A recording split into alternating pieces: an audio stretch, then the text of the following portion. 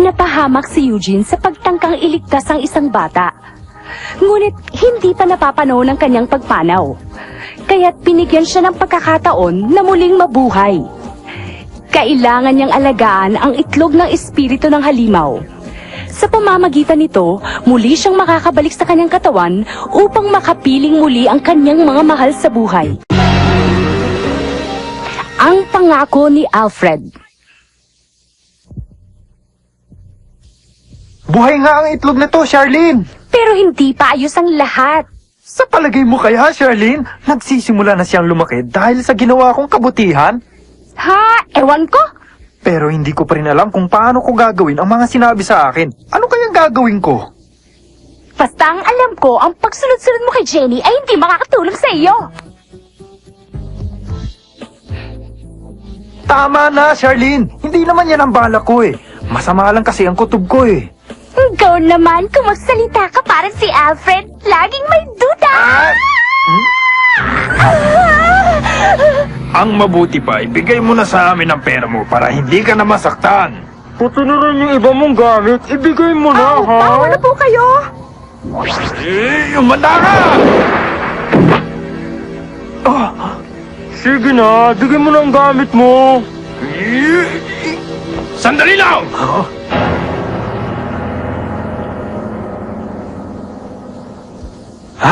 Si Alfred.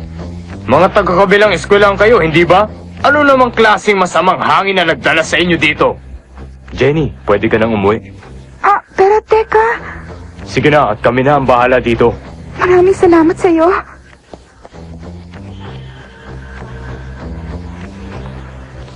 Ngayon, hindi ko mapapalampas sa mga ginawa niyo sa kaeskwela ko. Sige! Ako naman ngayon ang harapin niyo!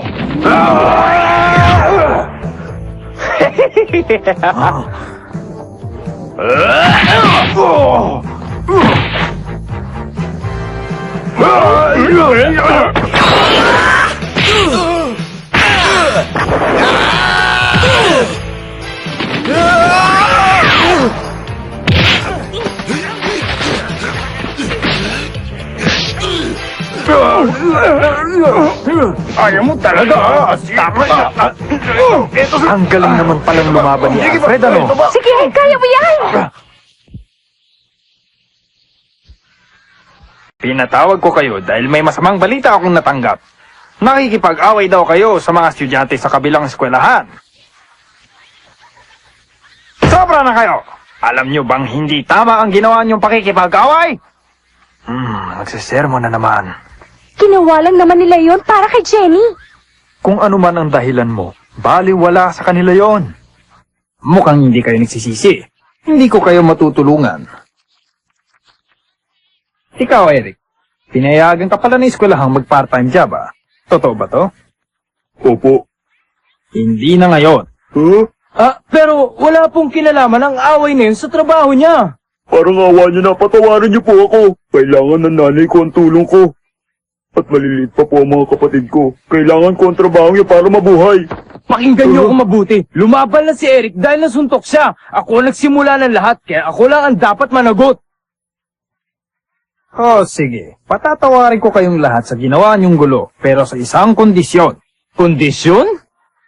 Ang gusto ko, hindi kayo makikipag-away ng 1 linggo. 1 linggo? Mr. Rino, paano naman to kung kami ang hinamon nila?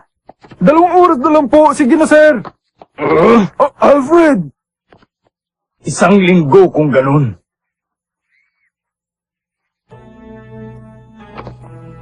Kaya mo ba yun, Alfred? Para naman sa'yo yan eh. Kung ganon, may usapan na tayo.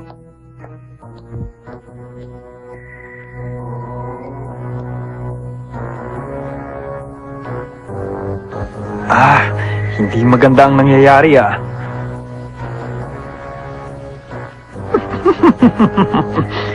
Pinahamak ni Alfred ang sarili niya sa isang kasunduang sigurado kung hindi niya kayang tuparin. Katulad rin siya ni Eugene, mahilig makipag-away sa pagkakataong ito. Mapapatalsik na natin siya sa eskwelahang ito. Wala na si Eugene. Mawawala pa si Alfred. Gaganda na uli ang reputasyon ng eskwelahan natin, ano? Ganun pala ang plano nila. Sinasabi na nga masama ang mga balak nila eh. Hindi pala sila mabuting guro.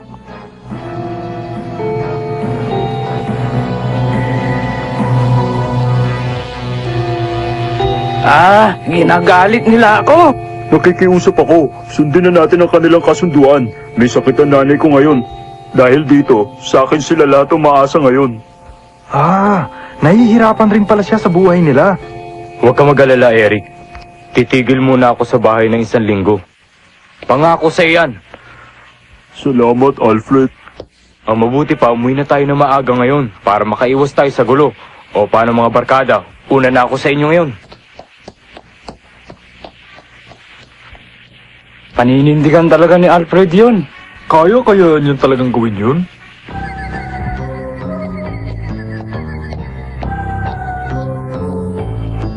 May malasakit pala si Alfred sa mga kaibigan niya. Sinasabi lang niya yun. Maghintay ka. Maya-maya lang siguradong makikipag-away na rin yan. Ha? Huh?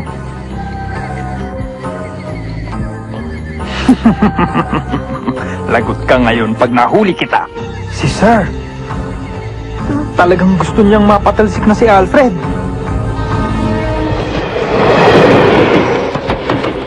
Huh? Alfred, kanina pa kami. Makalis na nga. Si Alfred, tumatakas!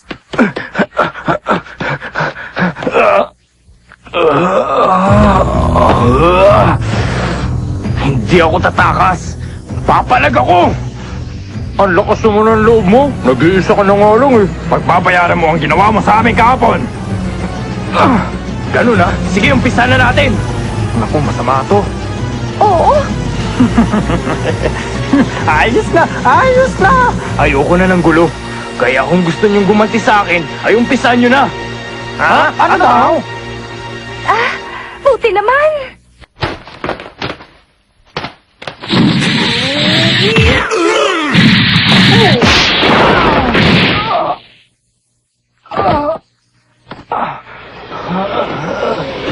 Sige, lumabang ka naman, Alfred, para patas tayo.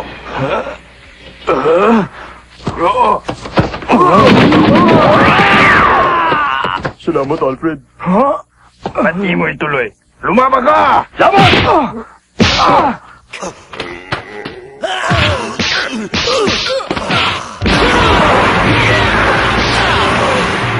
Kawawa naman siya. Oo nga. Si Alfred. Pakiusap, ako na lang ang gantihan niyo. Huwag niyo nang idadamay pa ang mga kasama ko. Tumahimik ka, Alfred. Getting you's more fun anyhow. Kaya ba ko inaasahan to?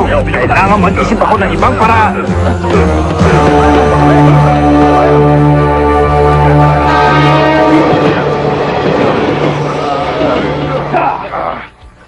Alfred, anong nangyari sa'yo? Hinarang ako ng mga nakaaway natin kahapon. Pero hindi ako nakipag-away sa kanila. Alfred! May kasunduan tayo, di ba? Alfred. Anong nangyari sa mukha mo? Gusto ko malaman nyo na hindi ako nakipag-away. Ganun ba? Kahapon nakausap ko ang iba pang mga guro. Sabi nila masyado raw akong mabait sa inyo. Ano po?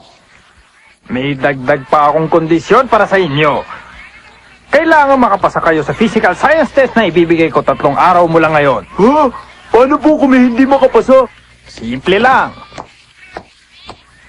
Hindi ka napapayagan na eskwelahang makapagtrabaho. Para yun lang, di mag-aral tayong mabuti. Kamuntik na yata akong makapasa nung huling exam. Muntik lang? Ako nakapasa yata ako. Ikaw, Eric, ano?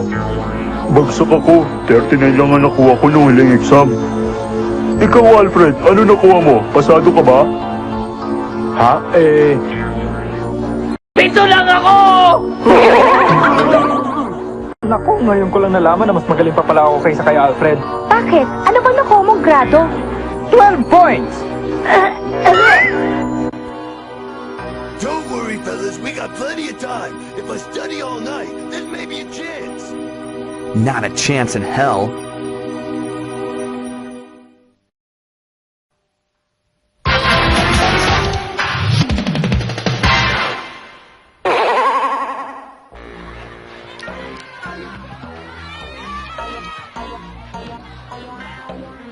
two types of volcanoes. Cone shapes and how do you say that word?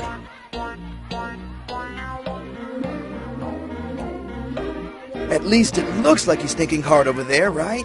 If he thinks too hard with that bruised head of his, it might just explode. Yeah, I'm worried. Even if Kuwabara studies until he's blue in the face, he still couldn't score more than 30 points on this. Let's see, one of these is...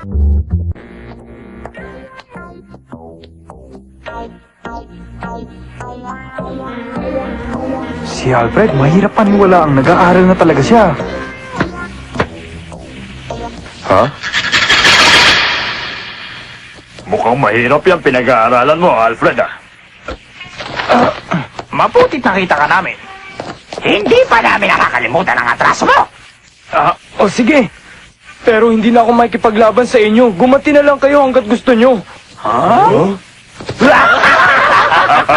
Mabuti kung ganon. Tayo na! Doon tayo.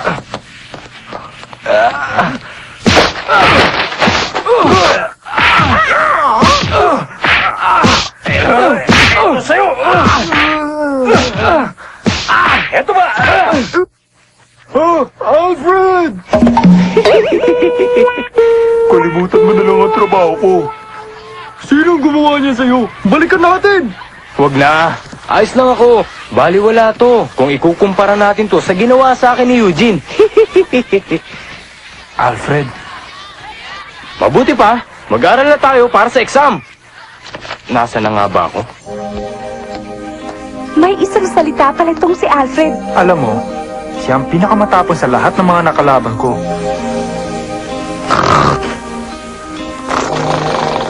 Nag-aalala pa naman ako sa kanya. Nandito lang pala siya at natutulog.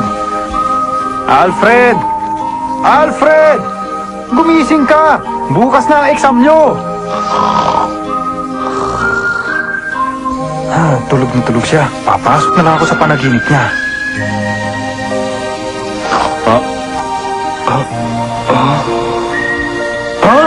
Eugene! Sa wakas, makakaganti na rin ako sa'yo. Teka lang! Mag-aaral ka muna para sa test ni bukas. Oo nga pala, no. Mas importante nga pala yun. Bakit pula ang ating dugo? Aba, madali lang yan. Dahil sa mga red blood cells. Ano ang pigments? Di hemoglobin. Bakit tumitigas ang dugo? Dahil mayroong platelets. Magaling. Ayos na.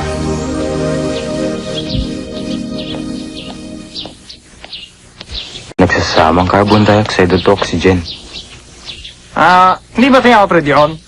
Balita ko, hindi na lumalaban kahit hamulin mo siya eh. Tara, tignan natin kung totoo nga yan. Alfred! Sandali lang, Alfred! Harapin mo kami ngayon din! Teka, nag-aaral na mabuti yung tao eh. Huwag nyo i-istorbohin yan. Wala namang ginagawa sa inyo yan eh. Hanggang dyan na lang kayo! Bakit natigilan ka? Masama ang kutob ko, Jonathan. Huwag na tayong tumuloy. Ano ba pinagsasabi mo? Tayo na! Ang kulit nyo, ha? I keep forgetting.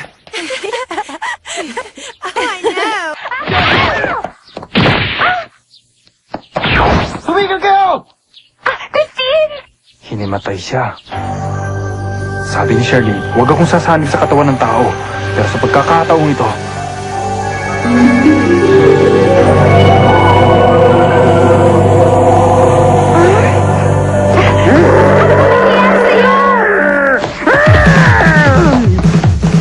Anong nangyari? Amulin! Alfred! Sabi na huwag istorbo yung tao eh!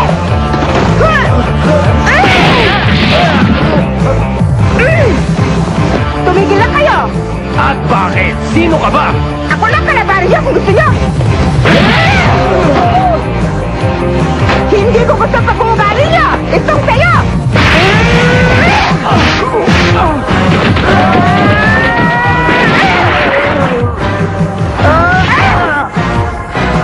Eto naman ang sayo!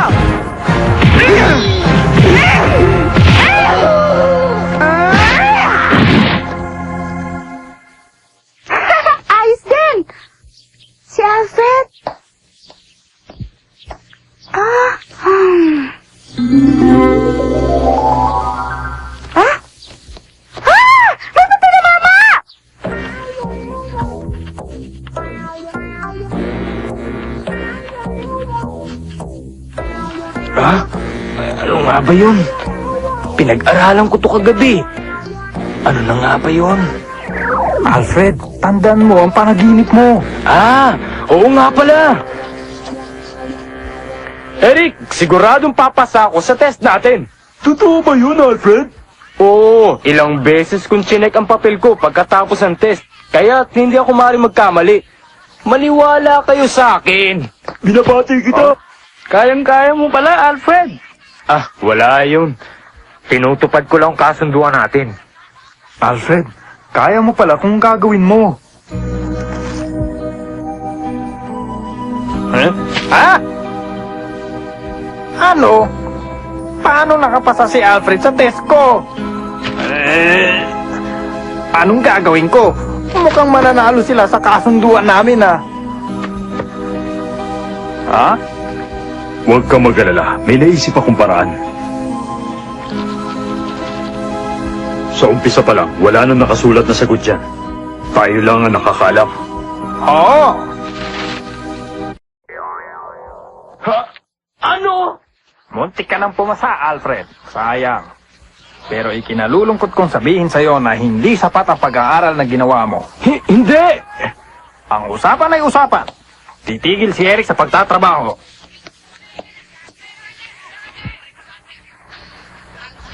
Hindi totoo to. Alam kong pasado ko. Ha? Nakapagtataka. May sagot ako sa huling tanong pero binura niya. Sabi ko na nga ba? Sir, sandali!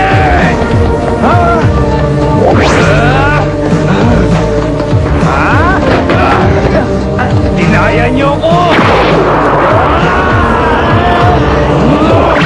Wag, Alfred! Wag! Alfred, ginawa mo lahat para kay Eric. Isa kang tunay na kaibigan.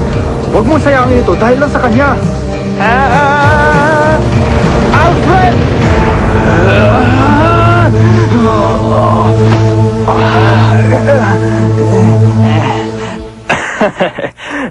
Kung itinuloy mo yun, tapos ka na, Alfred.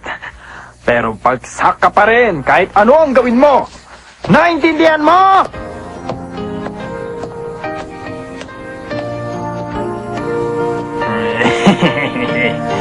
Nasaktan ka ba? Ha? Nakita niyo ba yun, sir? Talagang wala nang galang si Alfred, di ba? Oo. Pero sa ginawa mong pagbura sa papel ni Alfred ay higit na kawalan ng galang para sa kanya. Ha? Paano ninyo nalaman? Ikaw ang dapat parusahan at hindi si Alfred. Ang mabuti pa'y ayusin mo na ang gulong ginawa mo dito. Kung hindi, ikaw ang masisipa at hindi si Alfred. Oh!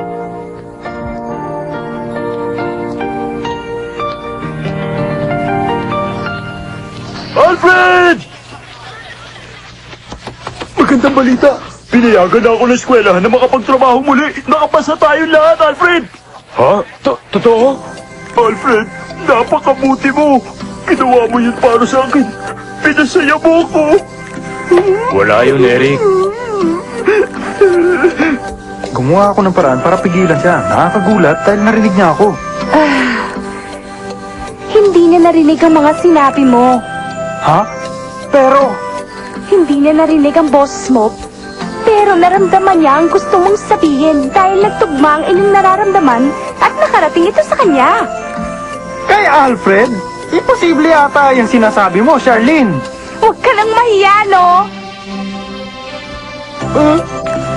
Charlene, nagkikita ata tayo ni Alfred, ha? Hindi, pero nararamdaman niya tayo dahil naniniwala siya sa mga kaluluwang tulad natin. Salamat.